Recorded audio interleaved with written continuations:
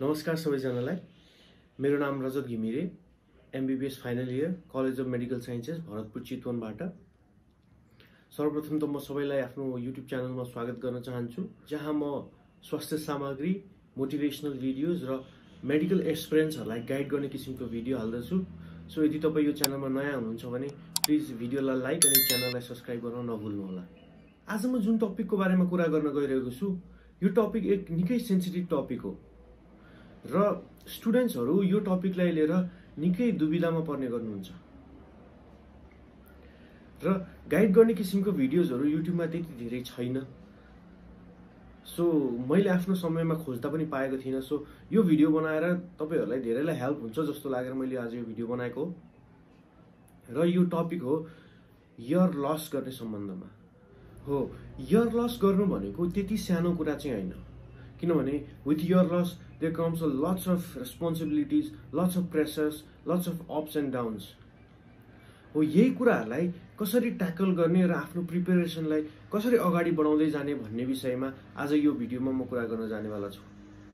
र एउटा कुरा तपाईलाई के रिमाइन्ड गराउन चाहन्छु भने मैले इयर लस गरेर नाम निकालेको होइन, मैले फ्रेसमा नाम निकालेको हो। सो इयर लस गर्ने बारेमा मलाई त्यति धेरै नलेज छैन र त्यति धेरै एक्सपिरियन्स पनि छैन। बस मैले इयर लस गर्ने दाइ दिदीहरूको कुरा सुन्थे, त्यति हो। सो इयर लस गर्ने टपिकमा म भन्दा राम्रो अरू कोही मान्छे जसले इयर लस गरेर नाम निकालेको छ उसले तपाईहरूलाई राम्ररी मेसेज डेलिभर गर्न सक्ने भएकाले आज यस भिडियोमा म मेरै क्लासमेट आयुष काफ्लेलाई इन्भाइट गरेर तपाईहरूलाई आफ्नो एक्सपिरियन्स बताउन र तपाईलाई आफ्नो इयर लस बारे एक्सपिरियन्स बताउन रिक्वेस्ट गरेर लिएर आएको छु। हामी सँगै क्लासमेट हौ। हामीले 2073 मा केयू अन्तर्गत एमओई द्वारा अहिले पुरानो मेडिकल कलेजमा पढ्दैछौँ and we both are performing well in academics. So let's directly jump into the conversation with him. Okay, ल सुरु गरौँ है। सर्वप्रथम चाहिँ म तँलाई आफ्नो युट्युब च्यानलमा स्वागत गर्न चाहन्छु होइन। Thank you. अब यो सेसनको स्टार्ट चाहिँ तेरो छोटो इन्ट्रोडक्सनबाट गरौँ न त। ल ठिक छ। नमस्ते सबैलाई। मेरो नाम आयुष काफ्ले। म अहिले पुरानो मेडिकल कलेज चितवन भरतपुरमा एमबीबीएस फाइनल इयरमा अध्ययन गर्छु। अनि तेरो स्कुलिङ, कलेज अनि एकाडेमिक्स, स्कुलको पनि कलेजको पनि कस्तो रह्यो भनेर भन्दैन सबैलाई? मेरो स्कुलिङ सिद्धार्थ वनस्थली इन्स्टिट्युट काठमाडौँबाट भएको थियो। त्यहाँ मेरो एसएलसीमा 88% आएर मैले एसएलसी पास गरेको थिएँ। त्यसपछि प्लस टूमा मेरो सेन्ट जेभियर्समा नाम निक्लेपछि मैले त्यहाँ जोइन गरेँ र त्यहाँ 84% ल्याएर एग्रिगेटमा पास गरेँ। स्कुलिङको टाइमदेखि भन्नुपर्दाखेरि सानैदेखि नै अब सबैले फ्यामिलीमा स्पेसली फ्यामिलीमा नि त डक्टर बन्नुपर्छ, छोरा डक्टर बन्नुपर्छ भनेर जस दिमागमा एउटा छाप चाहिँ बसाइरहनु भएको थियो। अनि स्कुलिङ पनि त्यस्तै थियो। सबै त्यहाँ जस कम्पिटेटिभ इन्भाइरोमेन्ट थियो हाम्रो स्कुलमा पढाइमा, बाँकी एक्स्ट्रा करिकुलर पनि थियो। पढाइमा चाहिँ जस कम्पिटेटिभ इन्भाइरोमेन्ट थियो र त्यसपछि कलेजमा आउँदाखेरि सेन्ट जेभियर्स अफकोर्स सेन्ट जेभियर्समा इन्भाइरोमेन्ट नै राम्रो थियो। पढाइको लागि मात्र होइन, अरूको लागि पनि अफकोर्स राम्रो हुन्छ एक्स्ट्रा करिकुलर सेन्ट जेभियर्समा। बाँकी पढाइमा चाहिँ धेरै नै राम्रो थियो इन्भाइरोमेन्ट। सबै त्यहाँ सेक्सनहरूमा हाम्रो साथीहरू अहिले त मसँगै धेरैजनाले त्यहाँ एमबीबीएस पढिरहनु भएको छ। सो भनेपछि त सानैदेखि डिटरमाइन्ड थिइस् कि म एमबीबीएस नै गर्छु भनेर, कि मनमा अरू पनि दुविधा थियो? When was the actual time you decided कि म अब एमबीबीएस नै पढ्छु भनेर? वेल, फाइनल डिसिजनको कुरा गर्दा त इयर लस पछि मैले डिसाइड गरेँ लगभग म अब एमबीबीएस नै पढ्छु, मेरो यही हो भनेर। इयर लस गर्दासम्म पनि म लगभग कन्फ्युजनमा थिएँ, अब एमबीबीएस नै जोइन गर्ने कि अरू अप्सनहरूलाई साइडमा हेरिरहने कि भनेर। त्यसो भए फर्स्ट एटेम्पमा यु आर नट स्योर होइन? फर्स्ट एटेम्प दिँदाखेरि यु आर नट स्योर कि एमबीबीएस नै गर्छु भनेर? फर्स्ट एटेम्प्टमा पनि म स्योर त थिइनँ, किनभने त्यति बेला लगभग क्लोज थोरै मार्क्सले नाम निक्लेन फर्स्ट एटेम्पमा। त्यसपछि अब 1 वर्ष कुर्ने भन्ने कुरो भयो। अब बिचमा के हुन्छ पढाइ 1 वर्षमा भन्ने एउटा अन्यल हुन्थ्यो। अब धेरैजनाले पछि लस गरेर अरू सब्जेक्ट चुज गरेको नि मैले थाहा पाएको थिएँ। मेरो दाइको पनि आफै एयर लस भएर पछि अर्को फिल्डतिर जानुभएको थियो। त्यसैले त्यो सबै हुँदाखेरि मलाई अब एयर लस गरिहालिसकेपछि मेरो एमबिबिएस नै हुन्छ भन्ने एउटा फाइनल डिसिजन थिएन। मैले अरू पनि सोचिरहेको थिएँ, ब्याचलर्स इन साइन्सहरू अरूतिर जानुपर्छ कि भनेर। स्पेसली फिजिक्सतिर बढी इन्ट्रेस्ट थियो मलाई, त्यतातिर जान्छु कि जस्तो लागिरहेको थियो। मैले त फिजिक्सको त फर्म पनि भरेको थिएँ त्रिचन्द्र सेन्ट जेभियर्समा पनि इट्सेल्फ त्यति बेला। अनि प्रिपरेसन स्ट्राटेजी कस्तो थियो तेरो? लाइक अब how was your preparation strategy regarding अब रिसोर्सेसको कुरा हुन्छ, मटेरियलको कुरा हुन्छ होइन? 12 देखि नै सुरु गर्न थाले थिइस् कि 12 सकाएर सुरु गरे होस् कि how was your preparation strategy? Well preparation त मैले क्लास 12बाट सुरु गरेँ। 12 पछि अब पास आउट भइहालिन्छ। त्यसपछि नेक्स्ट गोल भनेको एमबिबिएस इन्ट्रान्स हो भन्ने थियो त्यति बेला। 12 पास गरिसकेदेखि एमबिबिएसको इन्ट्रान्स दिने।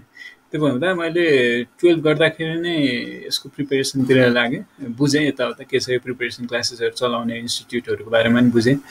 त्यसपछि त्यहाँ जोइन गर्ने पनि कुरा थियो, तर मैले प्रिमेड क्लास चाहिँ जोइन गरिनँ। मैले बस त्यहाँको जुन बुक्सहरू थियो, जुन रेफरेन्स मेटेरियल थियो, जुन एमबिबिएसको इन्ट्रान्सहरू, तिनीहरू चाहिँ मैले रिसोर्स ग्यादर गरेँ र त्यो बुकहरूमा मैले एज अ रेफरेन्स बुक मेरो 12 पढ्दाखेरि पनि टेक्स्ट बुकहरू त आफ्नो भइहाल्थ्यो, तर त्यो बुकहरू रेफरेन्स बुकको रूपमा पछि पनि मलाई हेल्प होस् भनेर एकैचोटि इन्ट्रान्समा जाँदाखेरि कुनै नयाँ जस्तो नलागोस्, त्यो कसरी पढ्ने त इन्ट्रान्सको लागि पनि कसरी पढ्ने भनेर हेल्प भइरहोस्, एउटा दिमागमा बसिरहोस् एउटा प्याटर्न भनेर मैले त्यो बुकहरू पनि कन्सल्ट गरिरहन्थेँ, हेरिरहन्थेँ त्यति बेला। त्यहाँबाट सुरु भयो लगभग मेरो प्रिपेरेसन। भनेपछि तैँले 12बाटै आफ्नो प्रिपेरेसन स्टार्ट गरिसकेको थिइस् होइन त? अनि how was your first experience while giving exam होइन? एक्जाम दिँदाको फर्स्ट एक्सपिरियन्स कस्तो थियो हल्का सुनाइदिए सबैलाई। फर्स्ट एटेम्प दिँदाखेरि त्यति बेला त कस्तो फर्स्ट एटेम्प दिँदाखेरि लाग्थ्यो कि म फ्रेसर हुँ र यति धेरैजनाले एयर लस गरेर आइरहेका छन् एक्जाम दिन, कति पढेका छन् होला, कति टाइम पाछन् तिनीहरूले पढ्न। मैले त भर्खर जस त्यस्तो साह्रै धेरै पढ्न पाएको थिएँ। लगभग 3 महिनाको टाइममा जति सक्दो कभर गर्न सक्छु भनेर गरेको थिएँ। त्यति बेला लागिरहेको थियो कि सायद निस्किन सक्छ, but most probably it's trial जस्तो, सायद मोस्ट प्रोबेबली निस्किन्न होला भन्ने मलाई फिलिङ आएको थियो मैले फर्स्ट एटेम्प लिँदाखेरि। तर एक्जाम चाहिँ सोचेको भन्दा राम्रो गएको थियो। मोस्ट अफ मैले जति सोचेको थिएँ मैले एक्जाममा जस्तो गर्छु होला भनेर, त्योभन्दा चाहिँ राम्रो गयो। कुन कुन एक्जाम दिएको थिइस् अनि कुन कुन एक्जाममा कति स्कोर आयो सेयर गर्दैन सबैले? सुरुमा आइएमको एक्जाम दिएँ, आइएमको एक्जाम अफ कोर्स। त्यसमा 91 स्कोर आएको थियो। 91 स्कोर आएको थियो भनेपछि त ऱ्याङ्क पनि राम्रै आएको थियो होला? ऱ्याङ्क पनि राम्रो थियो, ऱ्याङ्क पनि 90मै 90 को वरिपरि नै थियो, सायद 97 थियो कि मैले आफै अलिकति बिर्सेँ। त्यति बेला मिनिस्ट्रीको सिट्स पनि त्यसमै थियो, तर मिनिस्ट्रीको सिटमा 2-3 ऱ्याङ्कले मेरो आएन, मिलेन मलाई। त्यसपछि अब वेट गर्नुपर्छ भन्ने फिक्स भयो। त्यो हुँदाहुँदै पनि फेरि त्यो 2-3 ऱ्याङ्कको मान्छेले पछि गएर मिनिस्ट्रीबाट पाकिस्तानको सिट यताउता फरेन सिट्सहरू पाउने कुरा थियो। त्यो चक्करमा नि मैले पासपोर्ट पनि बनाएँ, पाकिस्तान पो गइन्छ कि भनेर। भनेपछि पछि त्यता पनि भएन? पछि त्यता यस्तो भयो, अब त्यो हो त्यो फरेन सिटहरूको लागि आफैमा 1 वर्ष वेट गर्नु नै पर्ने रहेछ मिनिस्ट्रीको प्रोसिजरको लागि। भनेपछि अब त्यो प्रोसेस गर्दा गर्दै 1 वर्ष नै लाग्ने रहेछ भनेपछि अब यत्तिकै खेर फाल्नुभन्दा बरु 1 वर्ष प्रिपेरेसन नै गर्दा उता भएन भने यता हुन्छ भनेर सोचेको थिइस्? त्यति बेला त्यस्तै मोडालिटी थियो मिनिस्ट्रीको। अब अहिले त फरक भयो होला। अब त्यति बेला त्यस्तै हो त, अब 1 वर्ष जसरी नै वेट गरियो भन्ने हिसाबले बस्यो त्यहाँ। अनि अरू कुन कुन एक्जाम दिएको थिइस्? त्यसपछि त्यसको अर्को 7-8 महिनापछि जेठमा एक्जाम हुन्थ्यो धरानको। त्यो गर्मी खाँदै धरानमा एक्जाम दिन गयो। तर त्यहाँ पनि एक्जाम राम्रो त राम्रै भयो, सायद मेरो 24 ऱ्याङ्कमा आएको थियो होला नाम त्यसमा धरानमा। तर अब त्यहाँ स्कलरसिप सिट्स लिमिटेड, ओन्ली 17 त्यति बेला। अफकोर्स त्यहाँ पनि पाइएन। भनेपछि फर्स्ट एटेम्पमा नभएपछि अनि why did you choose to lose a year के हुन्छ नि। अब जसरी तैँले भनिस् म अन्तिमसम्म पनि स्योर थिएन एमबिबिएस नै गर्ने भनेर, अनि how did you become determined to lose a year के, and what was your thought process during that time? Well यो फ्रेसरमा दिँदाखेरि मलाई आफूलाई जतिको आइडिया थियो मैले यतिको टपिकहरू कभर गरेको छु, मलाई यतिको नलेज छ र त्यसको आधार मैले जुन रिजल्ट ल्याउन सकेँ त्यो एक्जामहरूमा र त्यो बाहेक त अब जताततैबाट मलाई एमबिबिएसै पढ भनेर फ्यामिलीबाट स्पेसल्ली एमबिबिएस नै पढ्नुपर्छ सकेसम्म भनेर नै भन्नुभएको थियो। त्यो दुईवटा कुरा हुँदाखेरि मलाई ठिक छ 1 वर्ष त वेट हो, 1 वर्ष वेट गर्दाखेरि आई क्यान डु इट भन्ने फिलिङ आयो एउटा।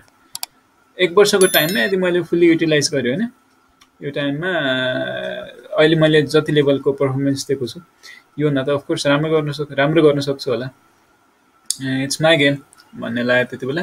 त्यसैले 1 वर्ष वेट गर्नु नै ठिक हुन्छ जस्तो लाग्यो। अरू चोइसेसहरू जुन छ, जुन पनि अरू चोइसेस देवर स्टिल गर्न बी देयर आफ्टर 1 इयर होइन। त्यसपछि अरू पनि पढ्न पाइँदैन भन्ने त थिएन, एज लिमिट त हुँदैन। त्यसैले अरू डिग्रीहरू अरू ब्याचलर्सको जुन पनि सब्जेक्ट्सहरू छ तिनीहरू I can join them after 1 year. 1 वर्ष एमबिबिएस नै ट्राई गरौँ न, सबैले यही भन्नुभएको छ, फ्यामिलीमा पनि भनिरहनु भएको छ घर भनेर, किन नगर्ने, म सक्छु पनि जस्तो लाग्छ। त्यही हुँदाखेरि त्यसो भए प्यारेन्ट्सहरू फुल्ली सपोर्टिभ हुनुहुन्थ्यो रिगार्डिङ यो इयर लस होइन? प्यारेन्ट्सहरू एकदम सपोर्टिभ इयर लस रिगार्डिङ। त अब अहिले यति गरिरहेको छस् 1 वर्ष वेट गर भइहाल्छ भनेर त एकदम ग्यारेन्टी जस्तो भइहाल्छ नि तेरो भनेर त्यति बेला। अनि भनेपछि फर्स्ट एटेम्प त भएन, सेकेन्ड एटेम्पमा तैँले पढ्न सुरु गर्दाखेरि what was your strategy for यो प्रिपेरेसन होइन? अब तैँले सुरुबाट सुरु गरिस् कि होइन, पहिलाको पढाइलाई कन्टिन्युटी दिस् कि, अनि वाट वर योर रिसोर्सेस होइन? अब म्याक्सिमम् धेरै इयर लस गर्नेहरूले मैले देख्दाखेरि इन्डियन बुक्सहरू पढिरहेको हुन्छन् होइन, यो सबै बारे हल्का भन्दैन सबैलाई। वेल रिगार्डिङ दिस जो मैले इयर लस गरेर अब फेरि पढ्छु, फेरि प्रिपेयर हुन्छ यसको लागि भनेर डिसाइड गरेँ। तब फर्स्ट कुरा डिसाइड गरेँ कि आई प्रिपेयर एट होम, किनकि मलाई होइन इन्स्टिट्युट जानुपर्छ तिनीहरू, because they are made for that होइन, they are made to teach you how to perform in entrance exams. हाम्रो जति पनि इन्स्टिट्युटहरू छ they will teach you that. अनि जुन मैले 3 महिना जोइन गरेको थिएँ, आई थट कि मैले जति यिनीहरू त्यो इन्स्टिट्युटहरूबाट मैले जति लिन सक्थेँ मलाई हेल्प गर्नलाई आफ्नो फर्दर गोलमा, I have already taken that. अब त्यो बाहेक त बढी पढ्ने त आफूले हो, books you learn from books, not learn from going into buildings होइन। यताउता जाऊ, बिहान यता जाऊ, साँझ यता जाऊ, त्यसरी जाने होइन, बुक पढेर जानिन्छ। कसरी पढ्ने भनेर तरिका सिक्न जाने हो। मैले त्यो तरिका सिकिसकेको थिएँ मैले भन्ने मलाई लाग्यो। त्यसपछि मैले घरमै बसेर पढ्छु भनेर ट्राई गरेँ, फिक्स गरेँ। र बुक्सहरूको कुरा गर्दाखेरि most of it I went with the refreshers, जुन नेमको केमिस्ट्रीको रिफ्रेसरहरू छ, त्यसपछि बायोलोजीको रिफ्रेसर छ, अनि स्पेसली फिजिक्समा चाहिँ कपिलेश्वर झा सरको बुक फिजिक्सको, द्याट वाज माई फेभरेट है त्यो बुक चाहिँ। यही बुकहरू मैले फलो गरेँ। मेन त भनेको मेरो यही 3टा हो, फिजिक्स केमिस्ट्री बायोलोजीको लागि। यो बाहेक जति इन्डियन राइटरहरूको बुकहरू हुन्छ त्यो मोटो बुकहरू हुन्थ्यो यत्रो, अब त्यसको क्वेसन सल्भ गर्न नै बसेर क्वेसन सल्भ गर्न बस्दा निन्द्रा लाग्ने जस्तो खालको बुकहरू हुन्थ्यो।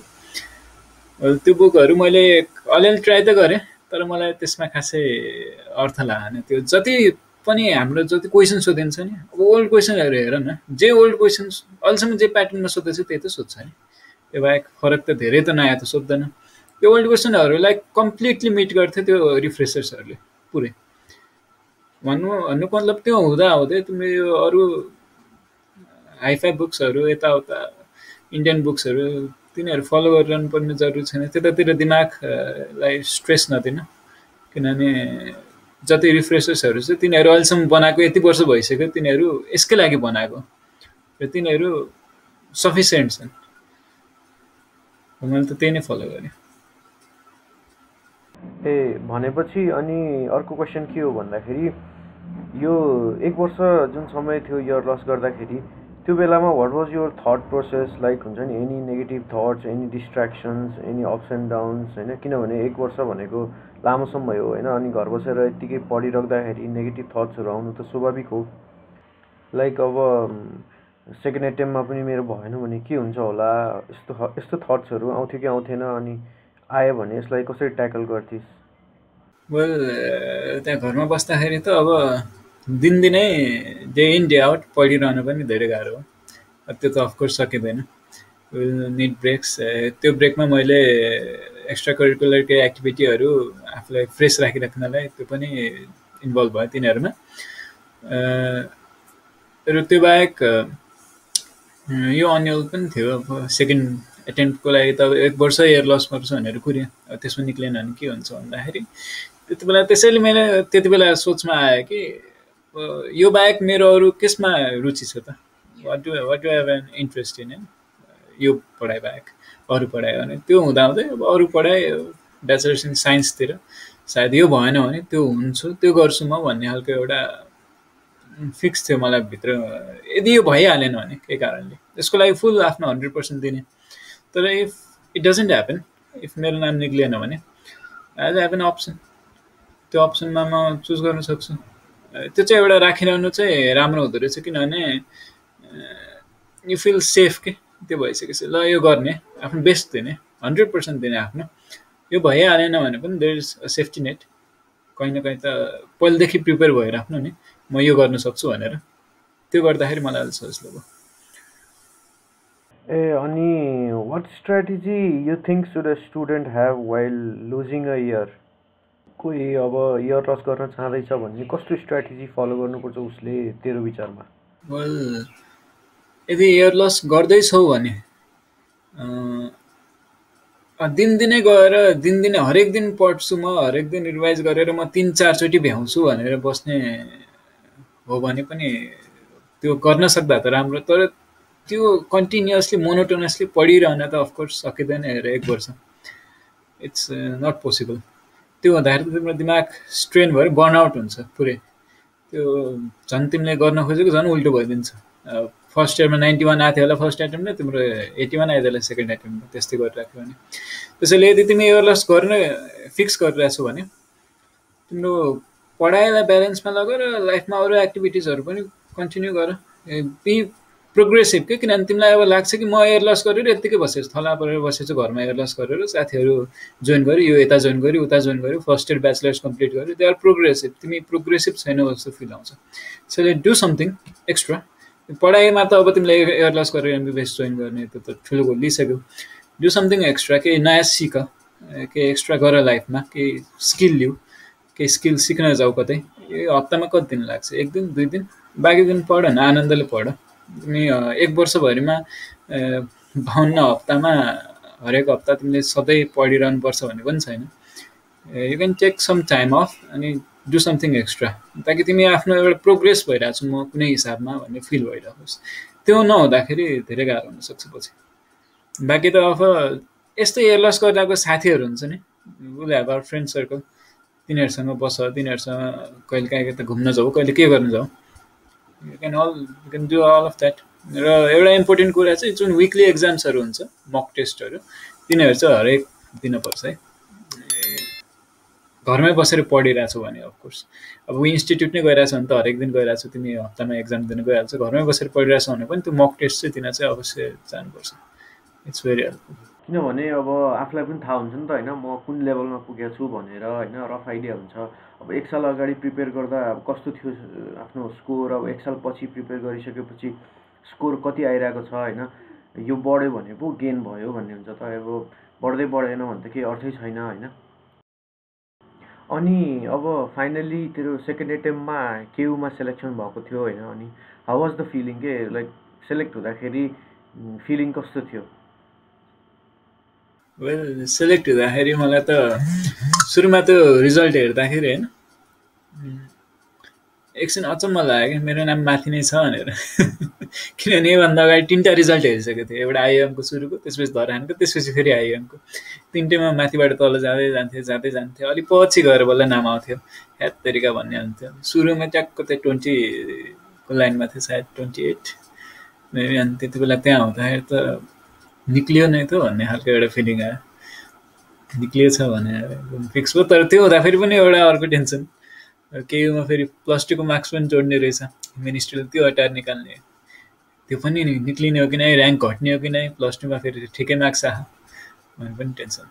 तर त्यो सबै हुँदा पनि मलाई लगभग मेरो नाम चाहिँ निस्किन्छ नै भन्ने, त्यो हुँदा पनि +2 को मार्क्स करेक्ट गरेर पनि कट अफ मार्क भन्दा त राम्रै आउँछ भनेर गइरहेको थिएँ। त्यो हुँदाखेरि अब इट्स आई हेभ एचिभड इट भन्ने खालको एउटा फिलिङ, एचिभमेन्टको फिलिङ हुन्छ नि।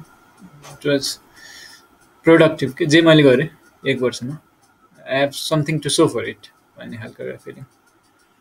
1 साल त्यस्तो मेहनत गरेर होइन, आफ्नो 100% दिएर होइन, फाइनली अब रिजल्टमा आफूलाई जे चाहेको थियो त्यो पाउँदा त अवश्य नै खुसीको माहौल थियो होला होइन।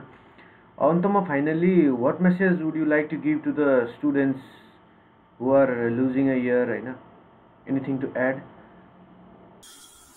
वेल, यो इन्ट्रान्स एक्जाम भनेको एकदमै कस्तो भन्दाखेरि अब यति हजारले दिने कुरा हो एक्जाम होइन, इन्ट्रान्स एक्जाम।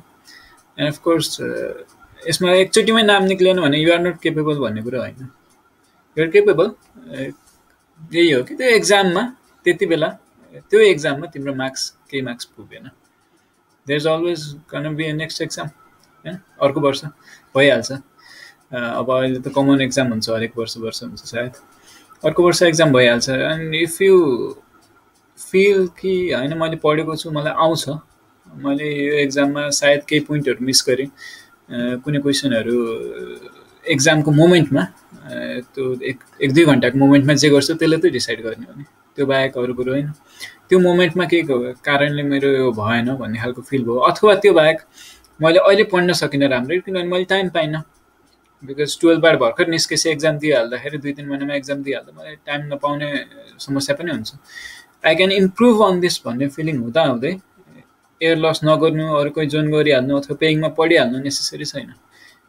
लुज एयर है, it's not much of a difference पछिसम्म जाँदाखेरि मलाई नै होइन, I don't find much of a difference having lost year है। बाँकी त्यो लुज गरेको एयरमा कि कुनै हिसाबले प्रोग्रेसिभ चाहिँ हो है, किनभने अफकोर्स पढाइको हिसाबले त अब तिमी प्रिपेयर मात्रै गरिरहेको छौ इन्ट्रान्स एक्जामको लागि, इन्ट्रान्सको लागि प्रिपेयर गरिरहेको छु, तिमी कुनै डिग्रीको एक्जाम दिन प्रिपेयर गरिरहेको छैन। त्यसैले in some sense you must be progressive, माइन्डलाई हेल्दी राख्न त्यो टाइममा, साइकोलोजिकली हेल्दी हुन, because that matters a lot. यो कुरा सुन्दै गर्दा मलाई एउटा दानी सरले भन्नुभएको एउटा कुरा याद आयो के भन्नुहुन्थ्यो भन्दाखेरि इयर लस गरेर नाम निस्किने होइन, 1 इयर पढेर नाम निस्किने हो भन्नुहुन्थ्यो कि। के छ भन्दाखेरि अहिले काठमाडौँतिर सबैजना स्टुडेन्टहरू फेसन छ क्या, इयर लस गर्ने नाम निस्किहाल्छ भनेर होइन, सबैले इयर लस गरेर हाल्छ त्यत्तिकै। तर 1 इयर लस गरेर नाम निस्किँदैन, 1 इयर पढेर नाम निस्किन्छ भनेर भन्नुहुन्थ्यो कि। अब यो प्रोग्रेसिभ हुने कुरामा मलाई यो कुरा याद आयो कि एउटा। अन्तमा तँलाई केही राख्न छ अब, किनभने अब हामी भिडियोको एन्डतिर आइसक्यौँ होइन। Well, thank you yo platform provide गरिस् मेरो एक्सपिरियन्स सेयर गर्न। इनफ्याक्ट यो जे गरिरहेको छस् यो जुन भाइ बहिनीहरूलाई यो एक्सपिरियन्सहरू उनीहरूलाई थाहा पाउनु भनेर उनीहरूले जे सिकिरहेको छन् यसबाट, of course that's very valuable to them. हाम्रो पालोमा त यस्तो खासै थिएन युट्युबबाट यसरी हेर्न पाइने आफ्नो सिनियर्सहरूको एक्सपिरियन्स, के गर्नुहुन्छ के गर्नु हुँदैन, के ठिक हो, मैले राइट डिसिजन लिइरहेको छु भनेर कस्तो अन्यल हुन्छ नि, एउटा डिलेमा हुन्छ नि, त्यसलाई जुन सल्भ गर्न तैँले रोल खेलिरहेछस्, this is a very good. अनि सो जो भ्युवर्स हुनुहुन्छ please like the video and subscribe to this channel. You will get even better resources, even better videos coming from this man in the future. अनि बाँकी thank you for watching. यो थियो year loss गर्ने बारे मैले आयुषसँग गरेको कुराकानी। हुन त मलाई त्यति धेरै ज्ञान त छैन इयर लस बारेमा, तर जति पनि मलाई आफ्नो एक्सपिरियन्सले भन्छ, मैले एउटा देखेको कमन समस्या चाहिँ के छ भन्दाखेरि म होस्टेल बस्ने गर्थेँ इन्ट्रान्स प्रिपेरेसन गर्दा, र त्यहाँ अरू पनि धेरै दाइ दिदीहरू 3 वर्ष 4 वर्षदेखि इयर लस गरेर बसिरहनु भएको थियो। र इयर लस गर्नेहरूको समस्या एउटा के देखेको थिएँ मैले भन्दाखेरि, मी एज अ फ्रेसर अनि उहाँ एज अ 2-3 वर्षदेखि इयर लस गरेर पढिरहेको मान्छेमा के भिन्नता मैले पाएको थिएँ भन्दा हामी चाहिँ एउटा सिधा बाटो जुन हामीलाई प्लस 2 मा सिकाएको हुन्छ त्यही बाटो पकड्न खोज्थ्यौँ। सपोज फिजिक्सको कुनै न्युमेरिकल सल्भ गर्ने कुरामा होस्, केमिस्ट्रीको कुनै प्रब्लम सल्भ गर्ने कुरामा होस्, हामी सिधा बाटो पकड्थ्यौँ। तर त्यो इयर लस गरेर बसेको दाइ दिदीहरूलाई चाहिँ विभिन्न ट्रिक्सहरू थाहा हुन्थ्यो कि लाइक हुन्छ नि सर्टकट्सहरू, यो यसरी गरेर उनीहरूलाई विभिन्न सर्टकट्सहरू उनीहरूले कहाँबाट पढ्थे आई डोन्ट नो होइन, त्यो सर्टकट्सहरू उनीहरूलाई भरिपूर्ण हुन्थ्यो। कतिलाई त क्वेसन मात्रै भन्नुपर्छ एन्सर अलरेडी थाहा हुन्थ्यो कि त्यस्तो न्युमेरिकलहरू फेमस न्युमेरिकलहरू हुन्छ नि रिपिट भइरहेको इन्ट्रान्समा बारम्बार रिपिट भइराख्ने खालको न्युमेरिकल्सहरू, त्यो न्युमेरिकल्सहरू उहाँहरूलाई एन्सर नै रटेर बसिसक्नु भएको हुन्थ्यो कि। त्यसले गर्दा तपाईँको समय त बच्छ इन्ट्रान्समा, त्यो कुरा त सही नै हो, तर त्यही नै न्युमेरिकल आउँछ भन्ने त हुँदैन। त्यस्तै खालको अरू कुनै न्युमेरिकल आइदिन सक्छ। त्यस्तो बेलामा त्यो रटेको मान्छे समस्यामा पर्छ। हो, मलाई भन्न मन लागेको यो एउटा पोइन्ट थियो, यो मैले तपाईँहरूमाझ राखेँ। बाँकी धेरै थोरै कुरा आयुषले तपाईँहरूलाई सबै भनि नै सक्यो। अब बाँकी रहेको कुरा भनेको तपाईँ पढ्ने हो, तपाईँ आफूले मेहनत गर्ने हो, किनभने देयर इज नो सर्टकट। अनि मेहनत गर्नुहोस्, पढ्नुहोस्, समय दिनुहोस्। 1 वर्ष भनेको धेरै समय त होइन, कति छिटो जान्छ तपाईँलाई पत्तो पनि हुँदैन। हो, त्यो छोटो समयमा तपाईँले आफूलाई रेडी भएर आउने इन्ट्रान्समा स्ट्रङ क्यान्डिडेट भएर प्रेजेन्ट हुनुपर्छ। त्यसैले best of luck and see you on the other side. Thank you.